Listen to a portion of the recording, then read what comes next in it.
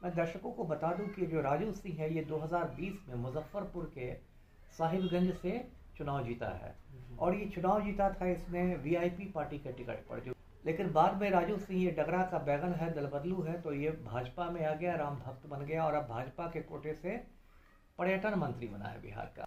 एक गीत पॉपुलर हुआ था बिहार में कि मार देंगे कट्टा कपार में आइए ना हमारे बिहार में, है ना, कि मार देंगे कट्टा कपार में, खूनी पर्यटन मंत्री हैं बिहार में। लड्डू राम तो खुद माफिया डॉन अनंत सिंह के आज्ञाकारी चपरासी बन गए हैं, तो वो तो खुद माफिया को बढ़ावा दे रहे हैं और खुलेआम माफिया के साथ उठते बैठते हैं। आनंद मोहन को उन्होंने जेल से छोड़ दिया था। ये तो एनडीए सरकार कहती है कि हम गुंडे को नहीं पालते हैं। हाँ, तो एनडीए सरकार तो दिखा ही दे, एक और गुंडे को देख लीजिए।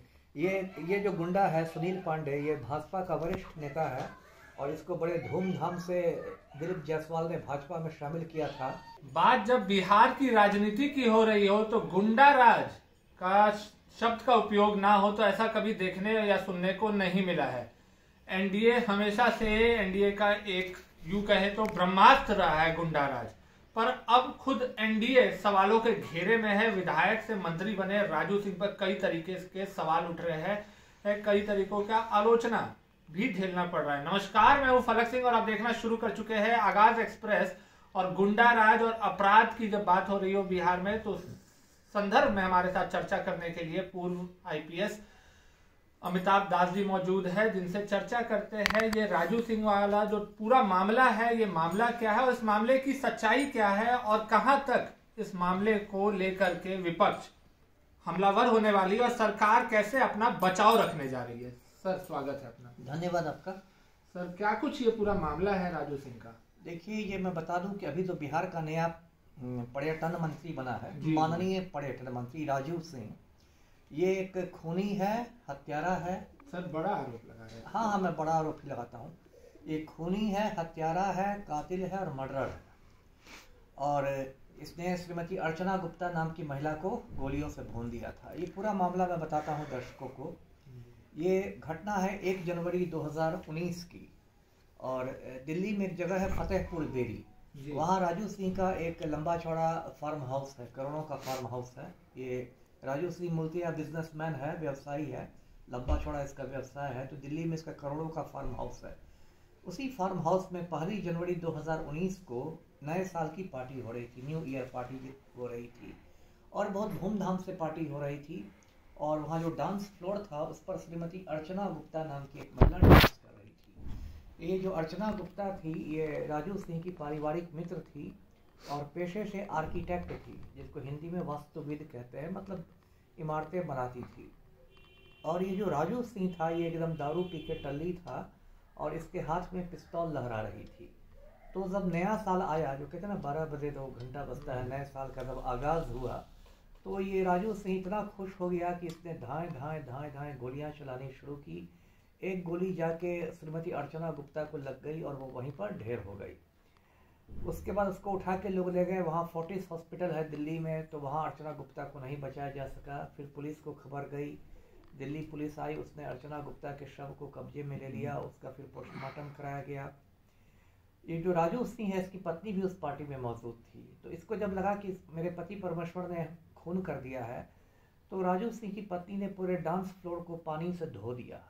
मतलब अर्चना गुप्ता का जितना भी खून बहा था डांस फ्लोर पर सबको पानी से धो के साफ कर दिया। तो दिल्ली पुलिस ने सबसे पहले राजू सिंह की पत्नी को गिरफ्तार कर लिया सबूत नष्ट करने के आरोप में।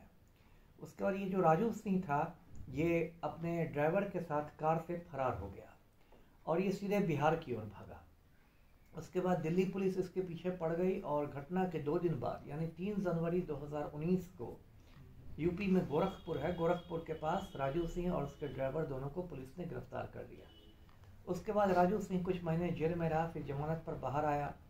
दिल्ली पुलिस ने इस केस का अनुसंधान किया, तफ्तीश की और पाया कि राजू सिंह के खिलाफ बहुत पुख्ता सबूत है। पिस्तौल जब्त कर ली गई और वहाँ 50 लोग थे पार्टी में, चश्मदीद गवाह थे, सब लोग थे। तो पुलिस ने राजू सिंह को चार्जशीट कर दिया, मतलब इसके खिलाफ आरोप पत्र दे दिया कोर्ट में कि इसने गोली मारी है अर्चना गुप्ता को। उसके बाद नवंबर 2023 में दिल्ली के कोर्ट में इस मामले में आरोप भी गठित हो गया, चार्ज भी फ्रेम हो गया मतलब वो भी एक प्रक्रिया होती है, जो सुनवाई होता है केस का, ट्रायल की प्रक्रिया है। तो अभी यही स्थिति है। मैं दर्शकों को बता दूं कि जो राजू सिंह है, ये 2020 में मुजफ्फरपुर के साहिबगंज से चुनाव जीता है। और ये चुनाव जीता था इसने वीआईपी पार्टी के टिकट पर। जो वीआईपी पार्टी है विकासशील इंसान पार्टी, जिसके अध्यक्ष मुकेश सहनी हैं, जो खुद को सन ऑफ मल्लाह कहते हैं। तो अभी यही स्थिति है। मैं दर्शकों को बता दूं कि जो राजू सिंह है, ये 2020 में मुजफ्फरपुर के साहिबगंज से चुनाव जीता है। और ये चुनाव जीता था इसने वीआईपी पार्टी के टिकट पर। जो वीआईपी पार्टी है विकासशील इंसान पार्टी, जिसके अध्यक्ष मुकेश सहनी हैं, जो खुद को सन ऑफ मल्लाह कहते हैं। लेकिन बाद में राजू सिंह ये डगरा का बैगन है, दल बदलू है, तो ये भाजपा में आ गया, राम भक्त बन गया और अब भाजपा के कोटे से पर्यटन मंत्री बना है बिहार का। अब देखिए ये भी कितना बड़ा मतलब मजाक है पलटू राम का कि एक खूनी को पर्यटन मंत्री बना है बिहार का। मतलब पर्यटकों से कहा जा रहा है कि आप बिहार आइए, लेकिन अपने जान की रक्षा स्वयं कीजिए, क्योंकि पर्यटन मंत्री ही गोली चलाने वाले हैं। एक गीत पॉपुलर हुआ था बिहार में कि मार देंगे कट्टा कपार में, आइए ना हमारे बिहार में। तो हाँ, खाकी का। तो अब बिहार में पर्यटन मंत्रालय का, पर्यटन विभाग का यही नारा होना चाहिए, है ना, कि मार देंगे कट्टा कपार में, खूनी पर्यटन मंत्री हैं बिहार में। तो ये स्थिति है। और पलटू राम से तो यदि कहा जाएगा उनसे पूछना ही नहीं। पलटू राम तो खुद माफिया डॉन अनंत सिंह के आज्ञाकारी चपरासी बन गए हैं। तो वो तो खुद माफिया को बढ़ावा दे रहे हैं और खुलेआम माफिया के साथ उठते बैठते हैं। आनंद मोहन को उन्होंने जेल से छोड़ दिया था राजपूत वोट बैंक में संधमारी के लिए। और ये जो भाजपाई होते हैं तो वो तो बड़ी बड़ी बात करेंगे। उप मुख्यमंत्री सम्राट चौधरी कहते हैं कि बिहार में कोई क्राइम करेगा तो हम उसका गया में पिंडदान करा देंगे। लेकिन भाजपा कोटे से ही एक से गुंडे मवाली लोग मिनिस्टर बन रहे हैं। तो इसमें होगा तो देखिए, और बाकी लोग कुछ नहीं करेगा। ये तो राजू सिंह बड़ा माफिया है, तो मीडिया को भी मैनेज कर लेगा, बहुत हद तक सब कुछ कर लेगा। लेकिन मैं तो चुप नहीं रहूँगा। मैंने वकीलों से बातचीत की और हम लोग जल्द ही कोर्ट में जा रहे हैं इसकी जमानत को रद्द कराने के लिए। ये अभी बेल पर है ना, तो हम लोग इसकी जमानत रद्द करवा देंगे। तो ये जो पर्यटन मंत्री हैं सीधे मंत्री आवास से दिल्ली के तिहाड़ जेल पहुंच जाएंगे। और हमारा ये कहना रहेगा वकीलों के माध्यम से कि राजू सिंह बिहार का मिनिस्टर बन गया है, खूनी है, जमानत पर है, और मिनिस्टर बनने के बाद ये मंत्री पद का दुरुपयोग करेगा और गवाहों को मैनेज कर लेगा, गवाहों को डराएगा, धमकाएगा, खरीद लेगा, और फिर श्रीमती अर्चना गुप्ता को इंसाफ नहीं मिल सकेगा। तो इसी ग्राउंड पर हम लोग इसकी जमानत रद्द कराने का याचिका दायर करेंगे। जी सर, मेरा एक सवाल है। जी सर, आप प्रशासन से जुड़े हुए रहे हैं, पूर्व आईपीएस रहे हैं, पर सर संविधान कहता है जी नॉट गिल्टी अंटिल प्रूवन। बिल्कुल सही है। पर राजू सिंह पर जिस तरीके का आरोप लग रहा है या जो भी घटनाएं घटी है, अभी तक सर वो प्रूव नहीं हुआ है, तब तक तो क्या दोषी नहीं करार दिया जाए राजू सिंह? नहीं, मैंने तो कहा, मैंने तो सारी बातें बता दी कि चार्ज फ्रेम हो गया, आरोप गठित हुआ है ना। और मैं तो ये नहीं कह रहा हूँ कि इसकी विधायकी खत्म कर दी जाए, ये तो मैं नहीं कह रहा हूँ ना, ये भी नहीं कर, मैं ये कर रहा हूँ। ये तो एनडीए सरकार कहती है कि हम गुंडे को नहीं पालते हैं। हाँ, तो एनडीए सरकार तो दिखा ही दे, और गुंडे को देख लीजिए। ये जो गुंडा है सुनील पांडे, ये भाजपा का वरिष्ठ नेता है और इसको बड़े धूमधाम से दिलीप जायसवाल ने भाजपा में शामिल किया था। इसका बेटा तरारी से भाजपा का विधायक है, विशाल प्रशांत नाम है। और दर्शक देख रहे हैं कि इसके हाथ में AK-47 है, AK-47 राइफल है, जो एक प्रतिबंधित हथियार है। कोई भी व्यक्ति ये हथियार नहीं रख सकता है। फिल्म अभिनेता संजय दत्त के पास AK-56 मिला था तो मुन्ना भाई 4 साल जेल में रह गए थे। तो जो लोग आज संविधान हमको पढ़ा रहे हैं कि नॉट गिल्टी, और ये वो भाजपा लोग पढ़ाते होंगे, तो उनको मैं बता दूं कि ये प्रतिबंधित हथियार लेके कैसे घूम सकता है सुनील पांडे।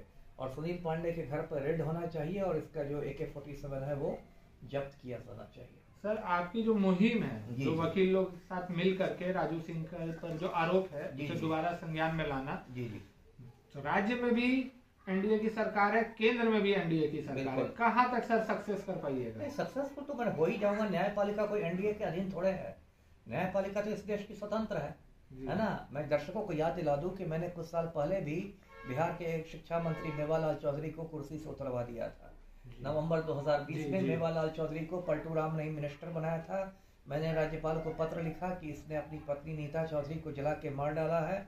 फिर मेवालाल चौधरी ने मुझे कानूनी नोटिस भेजा कि मैं आप पर 50। सर, आपकी जो मुहिम है, जो वकील लोग साथ मिल करके राजू सिंह पर जो आरोप है उसे दोबारा संज्ञान में लाना, तो राज्य में भी एनडीए की सरकार है, केंद्र में भी एनडीए की सरकार है, बिल्कुल। कहाँ तक सर सक्सेस कर पाइएगा? सक्सेसफुल तो मैं हो ही जाऊंगा। न्यायपालिका कोई एनडीए के अधीन थोड़े है। न्यायपालिका तो इस देश की स्वतंत्र है ना। मैं दर्शकों को याद दिला दूं कि मैंने कुछ साल पहले भी बिहार के एक शिक्षा मंत्री मेवालाल चौधरी को कुर्सी से उतरवा दिया था। नवंबर 2020 में मेवालाल चौधरी को पलटू राम ने मिनिस्टर बनाया था। मैंने राज्यपाल को पत्र लिखा कि इसने अपनी पत्नी नीता चौधरी को जला के मार डाला है। फिर मेवालाल चौधरी ने मुझे कानूनी नोटिस भेजा कि मैं आप पर 50 करोड़ का मानहानि का मुकदमा करूंगा। मैंने अपने वकील के माध्यम से जवाब दिया कि आप देर मत कीजिए, आज ही कर दीजिए। और उसके बाद इसको 2.5 घंटे में इसको इस्तीफा देना पड़ा। तो न्यायपालिका तो कोई एनडीए के अधीन नहीं ना है। न्यायपालिका तो स्वतंत्र है। न्यायपालिका में मैं जाऊंगा तो न्यायपालिका कहेगी कि हाँ भाई इनकी जमानत रद्द की जाए, तो फिर ये मतलब तिहाड़ जेल की शोभा बढ़ाएंगे राजू से। जी जी धन्यवाद सर। तो ये थे हमारे साथ एक्स IPS अमिताभ दास जी, जिनके तरफ से आपने साफ तौर पे सुना कि पर्यटन मंत्री राजू सिंह पर अब जो खतरे की घंटी है वो पीछे से दौड़ने वाली है। तो क्या कुछ एनडीए अपने बचाव में तैयार करता है और राजू सिंह का ये जो मामला है वो क्या नया मोड़ पकड़ता है और एनडीए इससे अपना जो पाला है वो कैसे छुटाता है, ये देखना काफी ही रोचक रहेगा। तब तक के लिए जुड़े रहे हमारे साथ, देखते रहे आगाज एक्सप्रेस।